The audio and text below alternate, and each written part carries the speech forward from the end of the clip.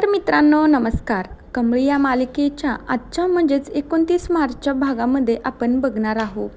इकडं मात्र आता कमळीने चोरी केली असं सगळ्यांचं म्हणणं असतं. कॉलेजमधल्या हॉस्टेलमधल्या सगळ्या मुलांचे त्याच्यामध्ये पैसे होते.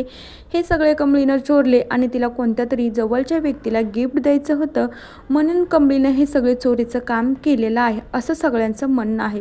पण कमळी विचारात पडते, त्या दिवशी पण मी रागिनी मॅडमचा नेकलेस चोरलाच नव्हता, तरी पण माझ्यावरच चोरीचा आळ आला आणि त्या दिवशी देखील मी CCTVमध्ये बघितलं तर त्याच्यामध्ये तर मीच दिसत होते. माझ्या पाठीमागे हे नक्की कोण करत असेल? कमळी विचारात पडते. आज देखील मी हे पैसे घेण्यासाठी त्या मुलाकडे गेलेच नव्हते, मग CCTVमध्ये मी कशी काय दिसते? कमळीला कळत नसतं.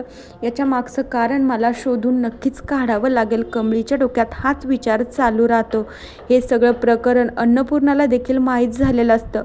अन्नपूर्णाला कमळीचा खूप राग येतो.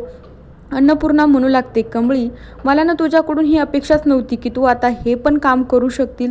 डायरेक्ट तू चोरीची देखील हद्द पार केलेली आहे. कमळी अन्नपूर्णा कमळीकडे खूप रागाने बघू लागते. तर कामिनी खुश झालेली असते. अनिका तर असं नाटक करत असते जसं काय तिला त्यामधलं काहीच माहिती नाही आणि हे सगळं अनिकाचाच प्लॅन असतो. त्यानंतर प्रिन्सिपल सर कमळीला म्हणू लागता, खरं तर कमळीनं तो आम्हा सगळ्यांनाच खूप निराश केला आहे, कारण की तू इतकी चोरटी आणि इतकी खोटारडी असेल मला वाटलंच नव्हतं, कारण की तू आमच्या कॉलेजची GS आहे, तुझ्या लक्षात असेल ना. आणि मग त्यानंतर प्रिन्सिपल सर म्हणतात की तुझ्यासारखी खोटारडी आणि चोरटी मुलगी आमच्या कॉलेजमध्ये GS पदावर राहू शकत नाही. मी तुला आत्ताच्या आत्ता GS पदावरून रस तिकीट करत आहे. पण तेवढ्या वेळामध्ये कमळीला काय सुचत नसतं, मी आता काय करू आणि काय नाही.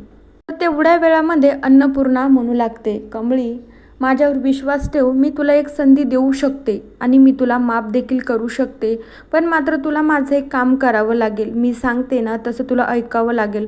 खरंच तू जर हे पैसे घेतले असेल, खरंच तू चोरी केली असेल, त्या मुलाला ती पेटी तुझ्याकडे आणून द्यायला लावली असेल ना, तर तू हे कबूल करायचं. मी तुला मात्र तुझ्या GS पदांवरून रस तिकीट करणार नाही. कमळीला धक्का बसतो. कमळीला वाटत असतं मी हे काय ऐकते आणि काय नाही. अन्नपूर्णा आजी देखील हेच बोलताय.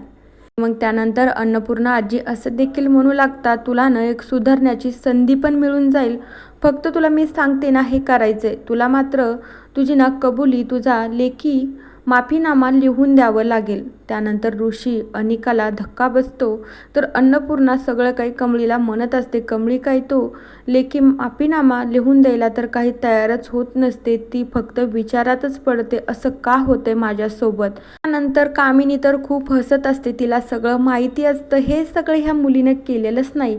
हा सगळा कारनामा तर माझ्या अनिकाचा आहे. फक्त माझ्या अनिकाने एवढी छान प्लॅनिंग केली की फक्त ड्रेस आणि वेण्या मात्र तिच्यासारख्या घातल्या आणि हा सगळा आळ न केलेल्या गुन्ह्याची शिक्षा मात्र या कमळी टमळीलाच भेटणार आहे. तर मित्रांनो, बघूया उद्याच्या भागात काय होतं.